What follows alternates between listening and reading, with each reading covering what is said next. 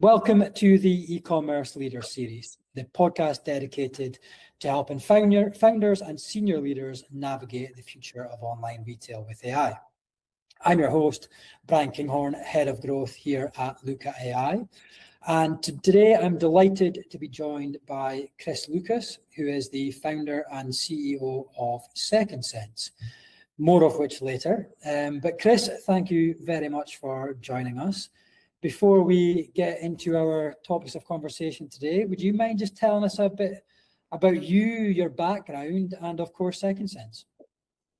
Yeah, of course. Thank you for having me. Excited to chat. My background. So I'm from Los Angeles. I actually grew up a competitive dancer. It wasn't until I really flipped and fell into artificial intelligence and computer science when I got to college that I really started to learn about this discipline.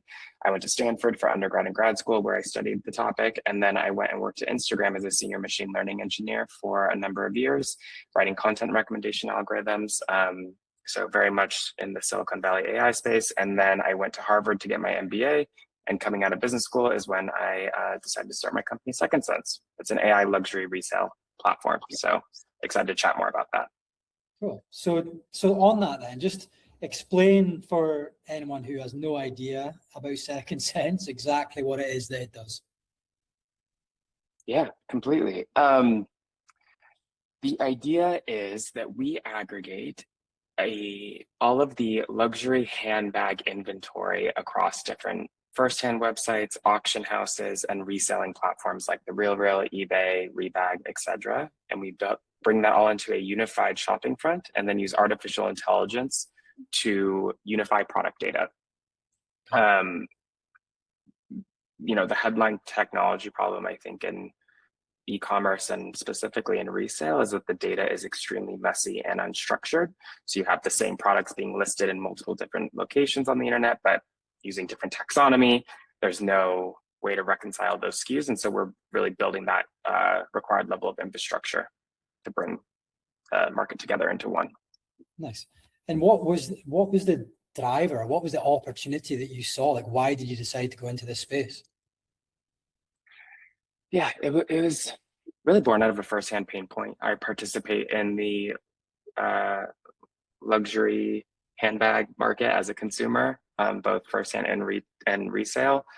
And I noticed that, because the market was so fragmented, because these products were everywhere, and because they were in different conditions, the prices that I was offered as a consumer were wildly different. And I'm talking like hundreds of thousands of dollars in variance for the same item in basically the same condition. And so I thought, okay, there's this market fragmentation. Recent advancements in GPT, computing, and NLP would enable us to make sense of that and do something about it. Okay, that happens to be my background. All the stars started to align, and I'm like, let's take a big swing and go for it. Nice. And when did you start the business? About a year ago. Okay, cool. And where is it now? Like, how's it been going? Like, where's the business at? How many people are involved? Is it a solo gig? Like, yeah, tell me a bit about how the business looks. Yeah, it was solo while I was in business school. I kind of joke that I tinkering around in my apartment basically, and I built a very terrible MVP that should not have seen the light of day. But then a popular influencer came to Harvard and I had the opportunity to pitch her. She put the really ugly prototype on her TikTok and the demand crashed the platform. And so off of that, I fundraised a couple $1 million and grew from a team of one in a dingy apartment to a team of, myself, 2 engineers, 2 growth people, and a social media and design person. With a proper office. So an actual office. Is that where you are right now? Yes. Nice. Awesome. No, it's good to hear. And so is it literally, is it all over the world? Is it US based? Like, how does that side of it look? Yeah, so we are able to source the inventory for our platform from anywhere in the world. We are a lean startup, and so the core tenet basically is focus when you're a startup. And so we are focused on winning the US consumer first, but inventory from everywhere. Okay, cool. And where, like in your market, like talking about like luxury resale as a talk about that for a second before like going, deep into, some of the mechanics of how the business works. So like, what is it, what's the biggest problem in the resale market that you are helping solve? Yeah, so I would say it's that messy unstructured data piece. Yeah. And like why that's important, like why solving that is important, is that without it, we are left with a very opaque market and opaque value of these goods.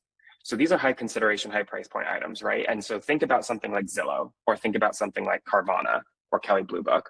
We technically buy our home secondhand, and we can elect to buy our cars secondhand. And our purchasing decisions as consumers or our business decisions as enterprise are informed by level of market clarity. We know for this house built in this year in a given condition is worth this. We have Zillow to tell us that. Or for cars, a certain model and with a certain mileage and a certain used condition has a certain value assigned to it because of Kelley Blue Book and Carvana, like I said.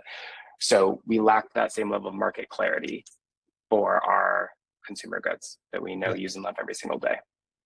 Nice. Okay. And do consumers, can they buy through your platform as well, or do you take them to the right place where they need to buy?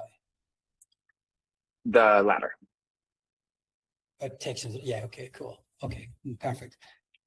Helpful to understand exactly how it all works before asking you more questions about how you're running the business. So, in regards to like, obviously you're an AI powered business, so you're obviously very adept at AI. You're using it literally as your business. But in regards to like internally, some of the processes and things that you're doing to run the business, how and what are you using internally to help you run your business in regards to tools, tech stack, that type of thing?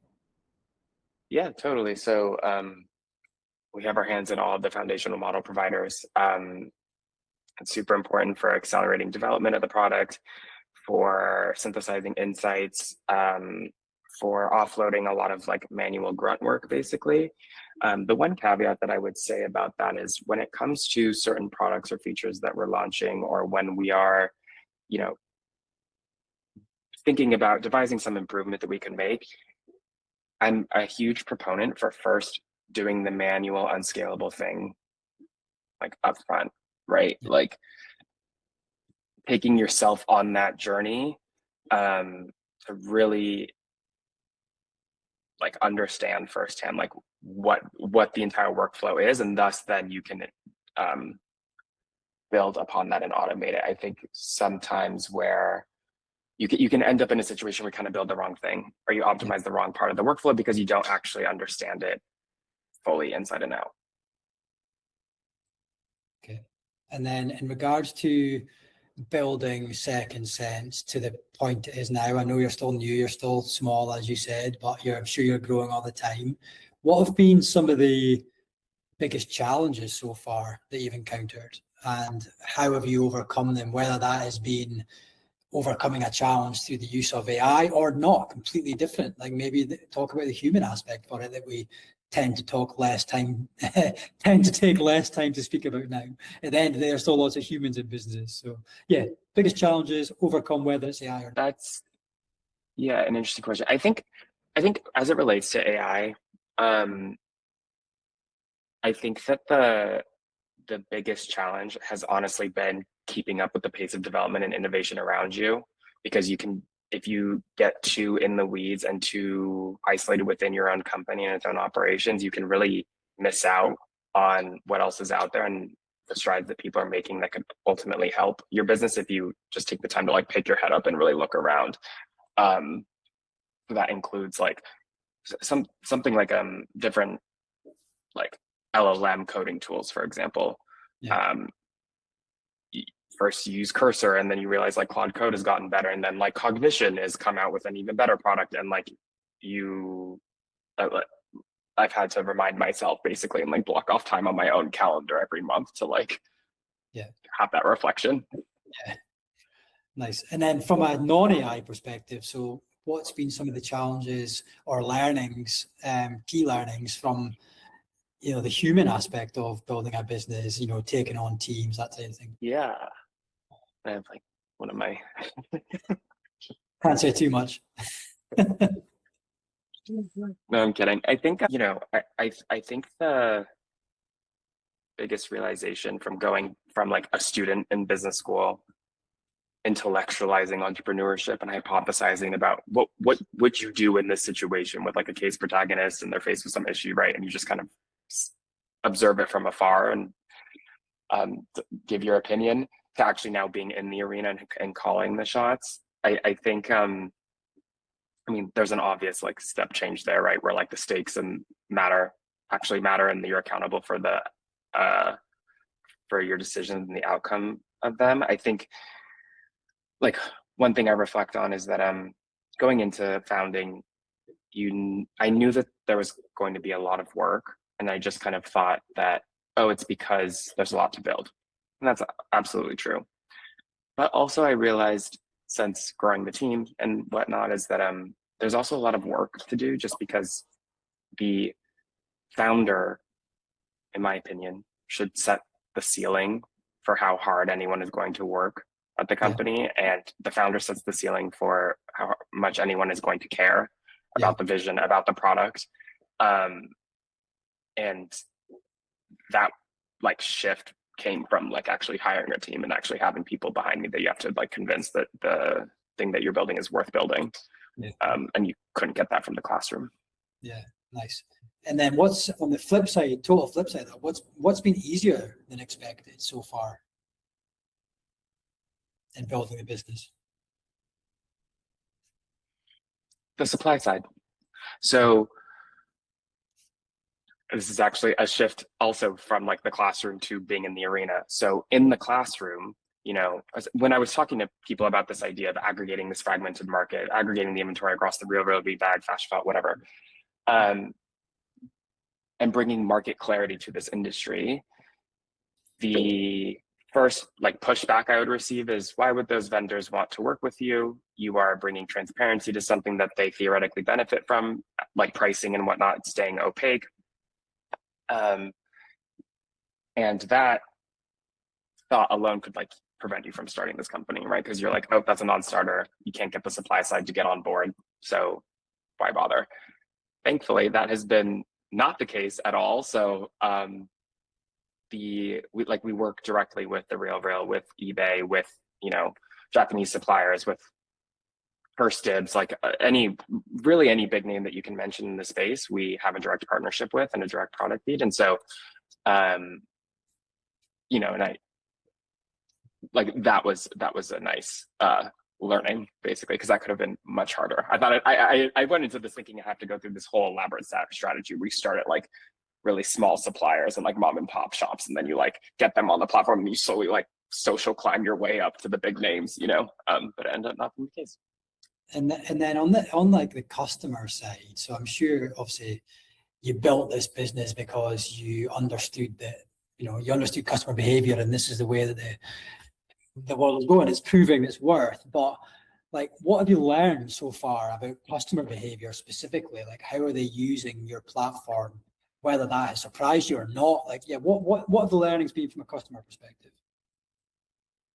So we're very intentional about our brand and product strategy, and it goes back to this idea of focus. So hence why we're only focused on luxury and only focused on handbags, like a very Amazon books, starting with books for like 3 years, right? Like that kind of strategy. As a result, because of this space that we're in, our consumer is a very, we're capturing the high intent person. So this woman is typically in her like 30s to 40s. She's, in a tier 1, tier 2 metropolitan area in the United States. She has a certain level of personal income and or household income to be able to afford these goods. And she knows exactly what she wants, right? So she knows down to the SKU, down to the hardware color, down to the type of leather.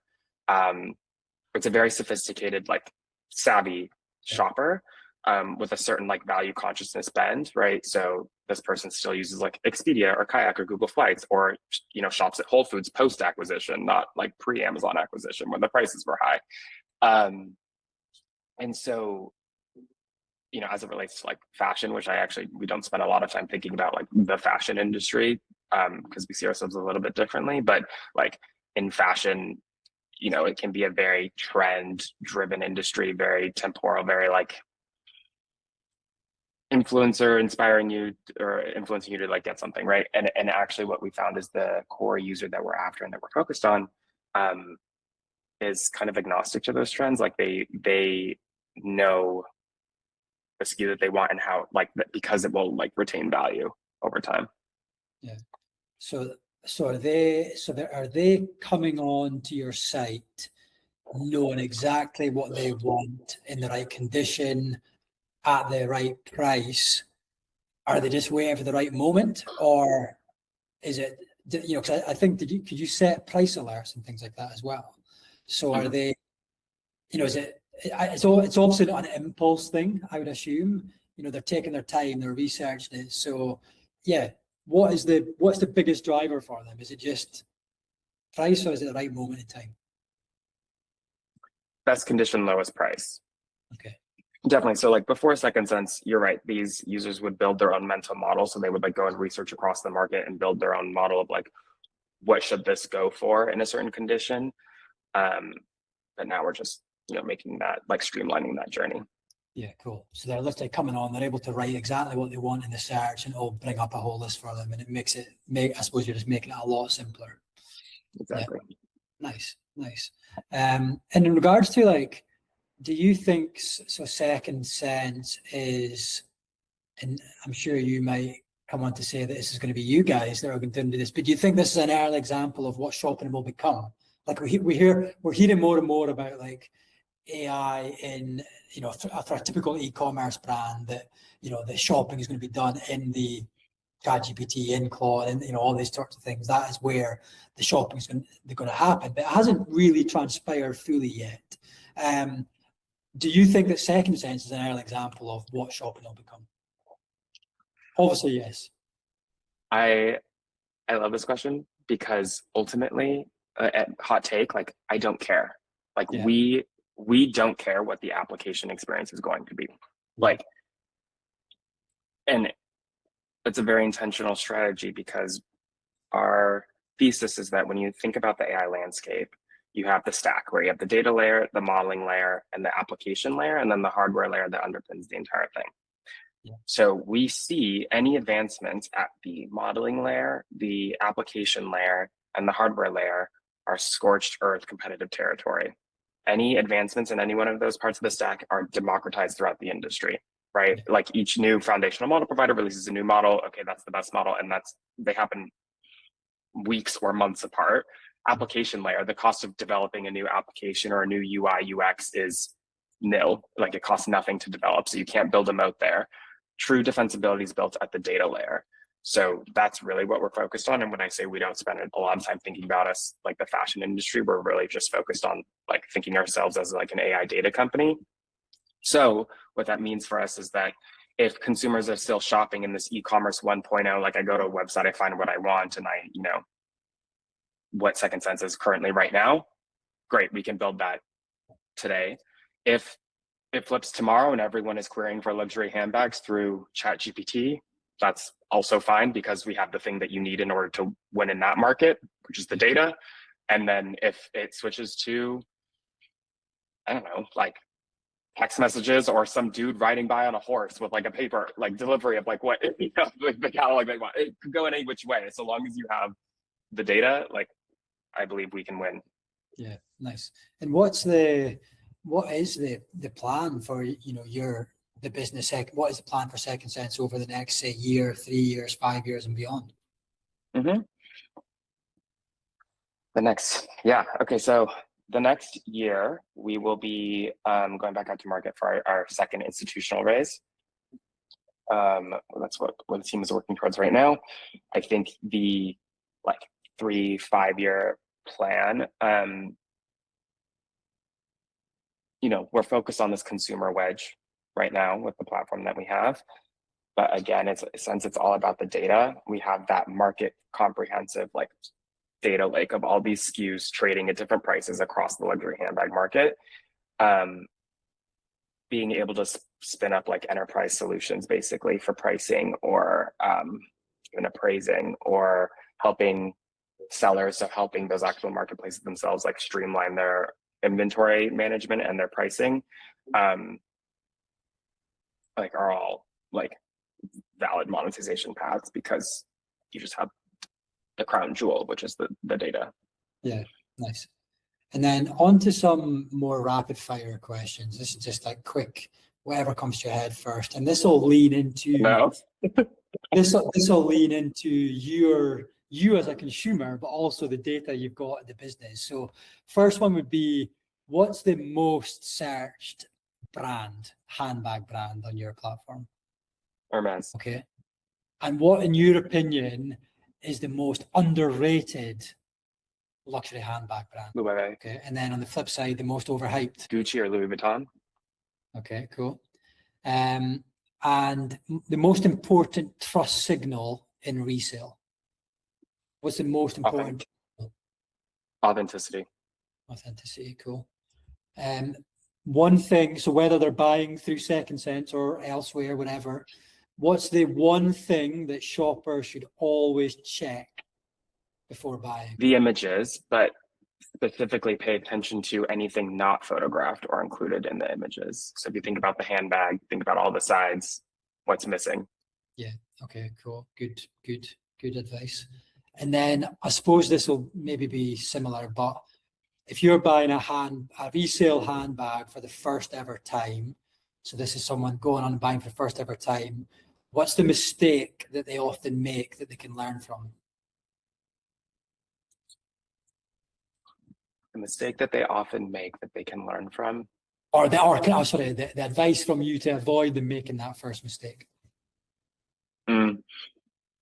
You know, something I heard about like in a user interview that I thought was actually quite interesting is that, I don't know if I recommend this fully, but I liked the idea, was if she's considering a luxury handbag, she will go and find an inauthentic version intentionally for like $20, $50, and she will buy it and see if she is drawn to it and actually wears it, or if she's just got caught up in some trend or in some, point of influence that doesn't actually matter for her wardrobe.